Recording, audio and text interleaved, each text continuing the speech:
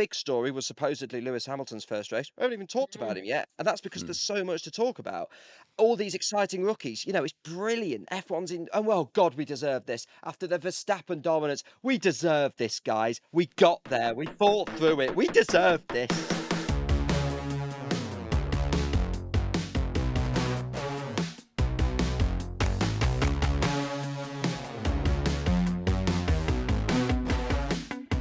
Oh my gosh, we've got a lot to talk about. Welcome to the Fast and the Curious, our first race debrief of the year. This is the Formula One podcast that brings you the biggest names in the sport, as well as all of the reaction to all of the action. And oh my God, there was so much action to talk about. I'm Betty Glover. Good morning, Greg James, in your dressing gown. Good morning. I'm wearing my debrief dressing gown because that's the vibe of the morning. Formula One fans will have got up early to either watch it live or to get up to date when they wake up. And here I am in my dressing gown, ready for a debrief of, wow, what a race. We had crashes, we had spins, we had slips, we had sliding, we had heartbreak. But crucially for the championship, we had a Lando Norris victory. In the next half an hour or so, we'll go through the big talking points. This podcast's resident F1 geek is Christian Hugill, who is currently, let me just check, here's Christian, are you live in Melbourne? Christian Hugill, what a race. What's your main headline? Oh, well, Greg, a very good evening to you from Melbourne. My main headline is a victory. It's gone very Jeremy Vine again, hasn't it? I'm Yeah, going to you stop that. always revert to Jeremy Vine. I don't get it. Why Jeremy? Why not Betty? Why? No, don't, because I'm so tired and you'll lose me to character. The main headline is that is really, really impressive by Lando Norris, right? This is someone that people have turned around and said, oh, he's not ready to fight for a championship. He's not grasped opportunities where he should. Right, listen, that race was really difficult. It's a street circuit. There's gravel traps. It's raining, then it's not raining, then it might rain. Then there's what was Ferrari saying? Class 2 rain. That means quite a lot of rain. That is so difficult as a Formula One driver, those changing conditions. And all right, Lando might not have looked the quickest car on circuit all race. There was one point he had pressure from Oscar. We'll talk about that. Later, he had pressure from Max. But that degree of race management, the way he kept it on the track, the way he managed the race, that to me is Lando Norris saying, bang, I'm here. I'm ready to fight for a championship. And remember how impressive he was in Abu Dhabi as well. Two fantastic race winning, race commanding performances from Lando Norris. He is ready to fight for this world championship, I think. Yeah, it's Lando putting down a marker, being like, guys, this is my time. This is my year, isn't it? He was phenomenal. Phenomenal. Yeah, he was really good, Betty, because we spoke so much in the Max dominance era about Max just knowing what to do when.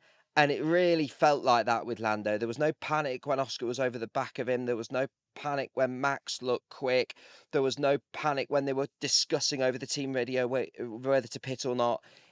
I had said last year when I was critical of Lando, he'll learn from this. And this was a Lando Norris performance where it felt like he and McLaren had learned from some of what we saw last year. Well, they've taken it seriously, haven't they? When we had our post-season catch-up with Will and Randy at McLaren at the MTC, and they were celebratory, definitely, because they won the constructors, but they knew that was just one part of the puzzle to keep that momentum going. And you can track the progress now. They have taken that win really seriously. They've taken just what they need out of it, which is not ego or well done, let's pat ourselves on the back. They've just gone, okay, we're proper now. Like we know we can do it. Let's see what we can do next year. And they seem to have really channeled that into improving. But also, their car, correct me if I'm wrong, Christian, is the best car by far, isn't it? So surely that makes everything Best so car by much far. easier. Best car by far. I wouldn't say it's the best car by far. I'd say it's the best car. I don't think Red Bull are that far away. And as much as You don't Max was think? really negative about it, no, again, same situation. And I'm not being as harsh as I was. I'm not being as harsh on Liam as I was on Checo because Liam's only just started in it. But you've got this situation where I don't think Max driving that Red Bull is that far away at all. I've seen enough from Max Verstappen this weekend to back up what I said in the preview show, where I predicted him for the World Championship, that he's going to be right up there. But I think the McLaren is the better car, not by a massive amount, but it is Not by far. the better car, but not by far. Greg, to go to your point, it is McLaren taking it seriously because, and this will be a controversial viewpoint, but I actually liked the call that came on lap 30 where they said, actually, Oscar, not now. Don't overtake Lando now, because I was one of the people who was critical of McLaren last year for not managing situations enough. And I interviewed Zach Brown on the Friday of this race weekend, and he said, we're going to let them race. Great. And for a part they did. But I respect the decision to go, hang on a minute, it's a wet, dry track. We're about to overtake the back markers. Now's not the time, because we saw later on in the race the two McLarens go wide when they weren't battling. So I actually think, yeah, you might say, oh, well, Oscar was close and then he dropped back. Yeah, it's controversial, but actually that's a team cementing a 1-2 position. You can't have it both ways. It's never going to be possible to manage this situation when the drivers are so good and so close perfectly. I quite liked that from McLaren. Good, really good from Lando. Very excited to see how that goes. We're proud of our boy. So let's move on to Oscar. But before we do, let me get one thing straight. So Christian, correct me if I'm wrong. Currently, McLaren, best car, but not by far. Red Bull, not the best car, but not far from being the best car. Yeah. Thank you. Oscar Piastri. What do you want to say about him? So we all know what happened in the race was heartbreaking. When the camera cut to them and they were both off, I was like, oh God, they've come together. And they hadn't. It just proved how tricky the conditions were. And actually, it was an echo of what happened in a wet Australian Grand Prix in the 2000s, where the two Ferraris, Schumacher and Barrichello, did the same. So it proves that anything could happen, even when a team looks like they've got a win in the bag. So yeah, that's heartbreaking, right? He made a mistake. Everybody does. But I was impressed with his post-race interview, because while on the one hand, in the post-race interviews with Lawrence Barretto, Oscar looked the most upset he's ever looked, I think. But on the other hand, he was calmly pointing out the positives. And this isn't me putting positive spin for the sake of positive spin. There are real positives. He was so close pace-wise to his more experienced teammate all weekend, especially in qualifying. He then, during the race, at one point looked quicker than his more experienced teammate. He still put on some brilliant overtaking manoeuvres. Look at that move on Lewis Hamilton at the end. To me, I've seen enough, not just from Lando and Max, as I said earlier, but from Oscar too, to make me think we genuinely have a three-way title fight here. And it's only race one. But I think all three of those guys are in there. So Oscar needs to remember, okay, I made a mistake. Pushed a tiny bit too hard, but he needs to really focus. And this will be the same for some of the rookies as well. Not being too hard on himself. And the great thing is, in a situation like this, it's China next week. In a few days, he'll be back on the track and he can put it all behind him. There's enough positives for Oscar this weekend to go, you know what? I'm not far away here and I'm going to be in for a good season. And also, just quickly on that, Christian, before Betty's probably got a really good question. Things change very quickly, as we've seen. Look at the start of last season, McLaren weren't quite on it. And this sport moves very, very quickly, is the point I'm trying to make. And so there's always opportunity to right those wrongs and to correct those little mistakes and all the rest of it. And also, Greg, it's a long season, right? The others will make mistakes as well. So you're absolutely right. This sport changes on like the swing of a pendulum. You couldn't be more right. Oscar's day will come, and I think he'll bounce back from this. So you think he could have won that race today easily? Yeah, I do. I think at one point he showed that he was probably a little bit quicker than Lando in that sort of early third of the race when he was pushing just before he was told to back off.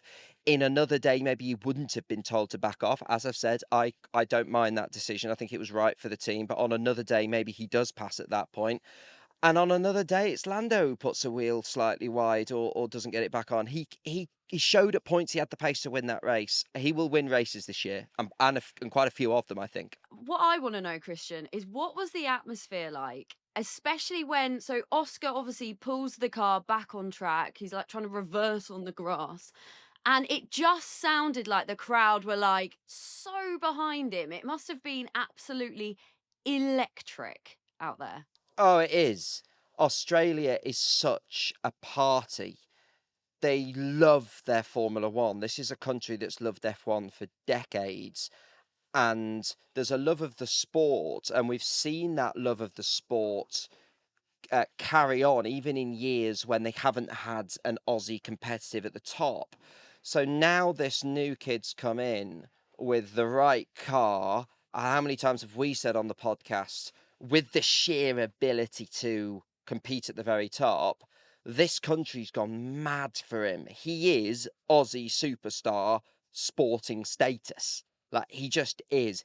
There's this brilliant bit in Australia called the Melbourne Walk, where the drivers walk through into the paddock and you can walk past all the fans and they go wild for him. Like what we see at Silverstone when I stood on stage and said Lando's name and everyone went mad. When I did a stage show on Friday and said Oscar's name, everyone went mad. He's a superstar, and this country loves F1, loves Oscar Piastri. It's exciting. It's great for the sport. F1 needs Australia to be thriving with its F1 drivers. Oscar's a brilliant superstar. I think Australian Formula One fans are in for an absolute treat over the next sort of 10 years, between Yeah. now and 10 years' time, because they are going to be living their best lives with Oscar Piastri. Dare I say, Betty, sorry to interrupt. Like, it feels like Mark Webber was exciting. Then Daniel Ricciardo was a bit more exciting. I think Oscar's got more potential than both of them. And Mark would agree with me there because Mark's managing Oscar. So I think he's the most exciting Australian sporting prospect in terms of Formula One for decades. Probably the biggest sporting prospect from Australia in any sport at the moment. Wow, that is a big call. It's a really big call. But think about it. Think about it, though. Well, I was thinking Yeah, about some of the cricket talent, I guess, is the Yeah. only other thing you go for globally. But yeah, definitely. I mean, He's up there. everyone's the global sport, isn't it? and just while we're on that, like the atmosphere of this circuit, it's amazing. I said on the pod last week that I've always wanted to come to this race. Oh, it's been every bit as special as I thought it would be and more. It's such a festival party atmosphere of positivity.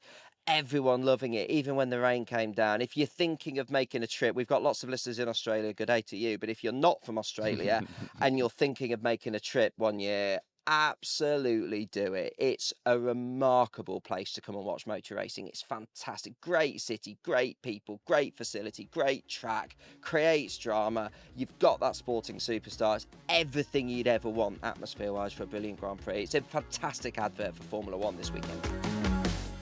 Greg, I want to get your reaction. What went through your head when you saw and found out that Carlos Sainz went into the wall? Because you were adamant that he was going to get on a podium. You were even messaging us last night talking about how you were so sure that Carlos Sainz was going to get on a podium. You can't predict this sport.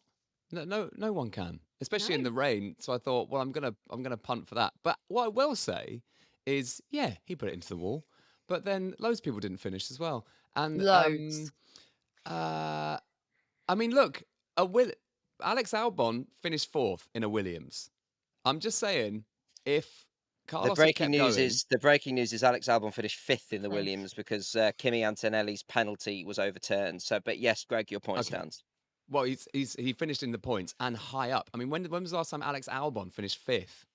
Oh, yeah, I'll have to go back in my notes for that. But Yeah, that so is a a long time. phenomenal, phenomenal. So that's great for him. So look what Carlos could have done if he hadn't have put it into the wall. However, what I will say, I'm man enough to say it, guys. Hey, I was wrong.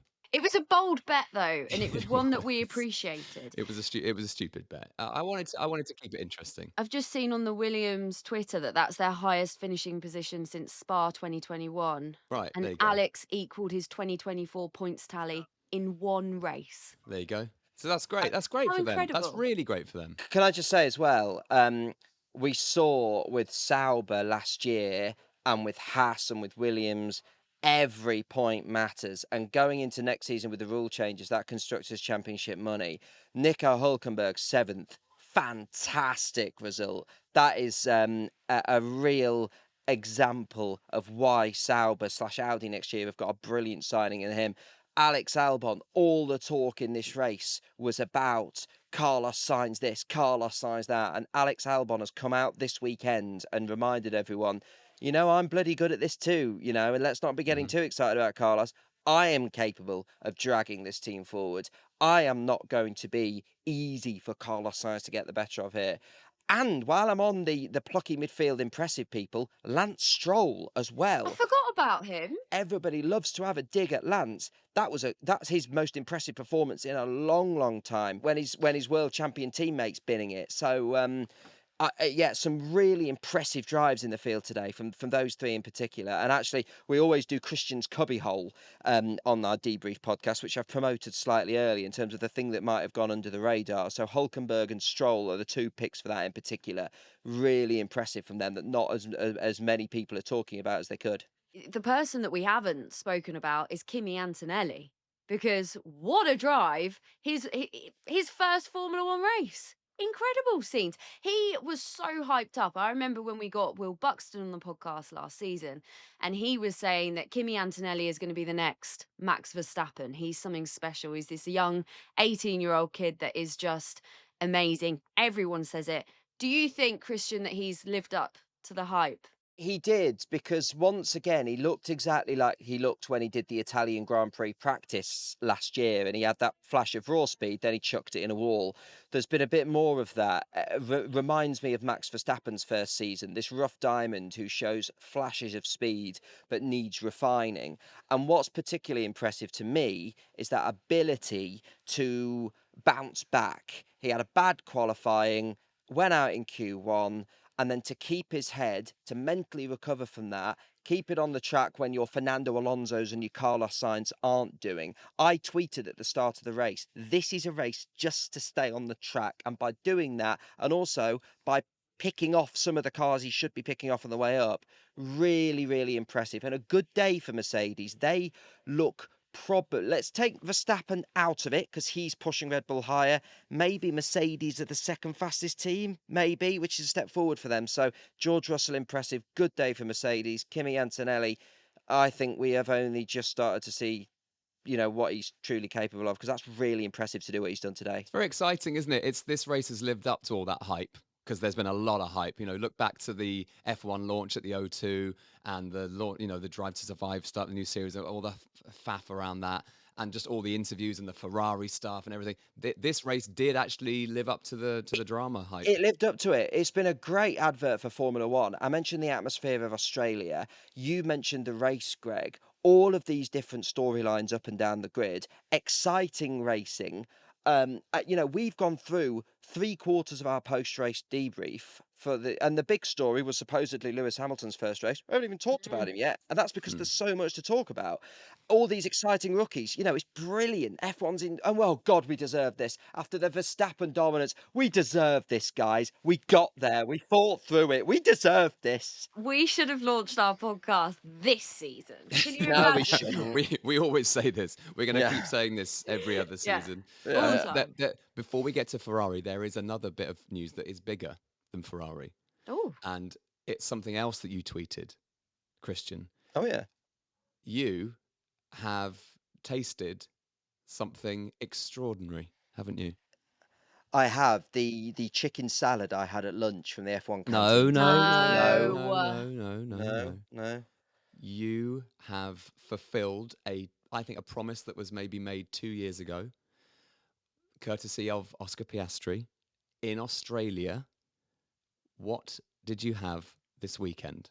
I happened to be dropping into McLaren, and Sophie Ogg, who's been on the podcast, I always forget Sophie's title, it's something like Chief Communications Officer, and she tells me off for getting it wrong. She's important.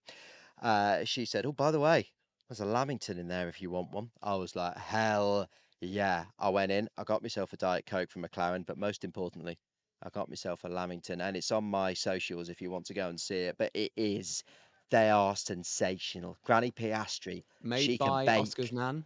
Yeah, yeah, made by Oscar's nan, her own fair hands. There was a little sign on it that said Oscar's Grands Lamingtons. Sensational. Shall we move on to Ferrari?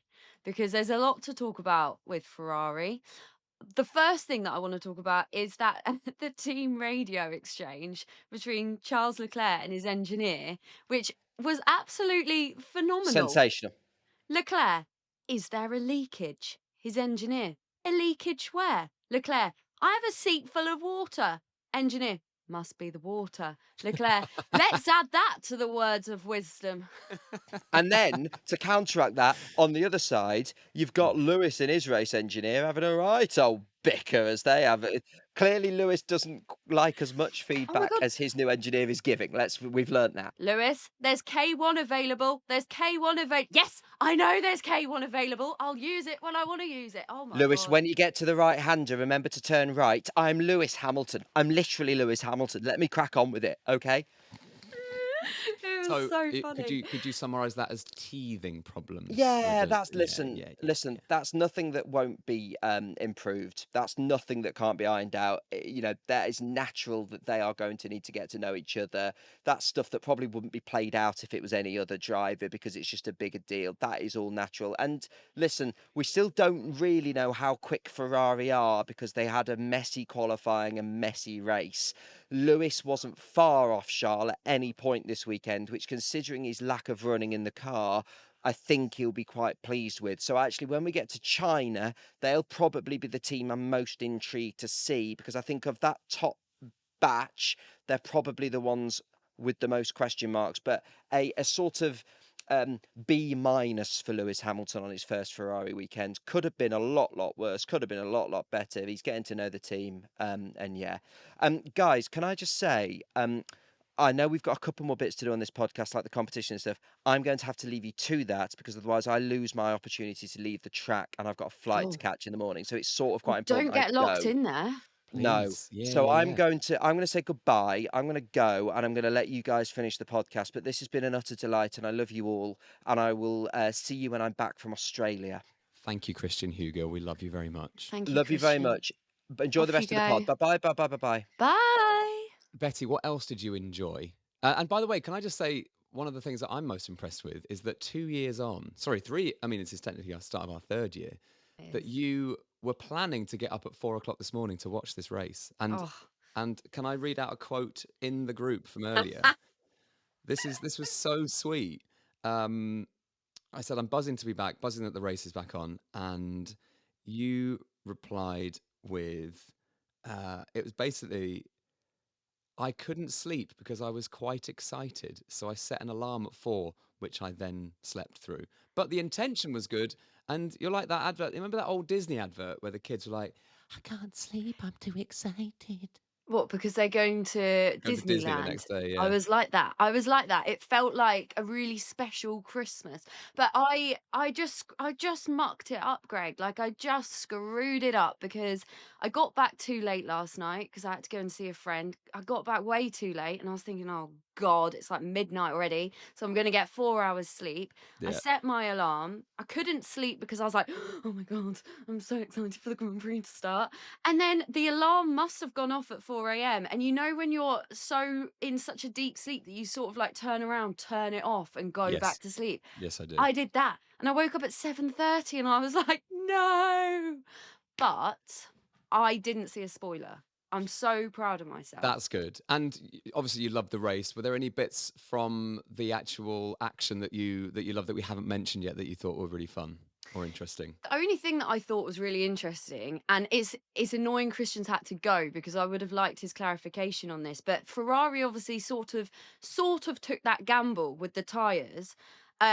And then they sort of went back on themselves. And I just thought, if you've taken that gamble, why can't you stay on those dry tyres? Basically, they'd sort of half-assed taken this gamble on staying with the dry tyres and then decided to change them. And it just didn't work out for them. And you could tell Lewis was just like, for God's sake, guys, this hasn't worked out for us. But I just thought it was a really good race, Greg. I really did. I was really excited the whole way through. Was a really good race. And I guess all those things, as we were saying about the teething troubles, that's going to happen with this Ferrari new setup. And also a lot of the teams, because there's so many new drivers, so many new relationships have to be formed. That's one of the reasons why this is so much more open than it's been in the last few years, because there's greater possibility for error and for people to not know what they're up to at the minute. So that's good for us as fans because it makes the race very, very interesting. Yeah, on that point as well, yesterday after qualifying, Lewis was saying that because he's not driven this car before in rain, he had to go back and sort of study how the car works and what the rain settings were and all of this. And that's just stuff that like you don't even think about, do you? But this, it must be so hard joining a team for the first time. And having to sort of try and adapt to everything. It's gonna take time, isn't it? Must be so hard to drive a car around for a year for £80 million. Oh, just so hard. Really feel for him, you know. Me I really too. feel for him. Can someone Really please feel just for spare him. a thought for Lewis Hamilton, please, driving in Ferrari, living his dream and getting paid £80 million a year. Oh, and his dad, by the way, living his dream too. He was walking around with the Ferrari headphones on, just looked like he was loving life. Anyway, we'll be back for a preview for China in a few days' time. And the entries for our Miami Grand Prix competition are now closed. If you remember, we asked you to guess the fastest lap time of the Australian Grand Prix. The fact that it rained will have made this very interesting. So, if you're one of the two closest guesses to the actual fastest lap, which was 122.167, we will be in touch this week. Ooh. The two who got the closest, excuse me, will be on our Chinese Grand Prix debrief playing Beat the Christian for a chance to win a pair of tickets to the 2025 Crypto.com Miami Grand Prix. Nervy, that. Nervy. will Can be you nervy. imagine playing Yeah. Beat the Christian against Christian? Yeah, and I will be ramping up the drama Yeah. and the campness as the quiz host. It's going to be frantic. And do you know what the good news is, Greg? That Formula One's back and that No. we're great. You're Well- great. Well, yeah. But the Chinese Grand Prix starts at 7 a.m. That's much more doable. That is doable. Yeah. Alarm 6:45, 15 minutes, get a coffee, sit down, can watch it live. No stress. We'll be back with a preview for China and then obviously a debrief after the Chinese Grand Prix. If you've got any questions for us, send us a little direct message on Instagram. It's Fast Curious Pod on socials. Christian's gone. Betty, have a great rest of your Sunday. Thank you for listening, everybody. Thanks for subscribing and watching on YouTube. We love you. You're putting wheels on our wagon. Keep doing that. And it just remains for us to say, good day, mate. I think the wheels have fallen off your wagon.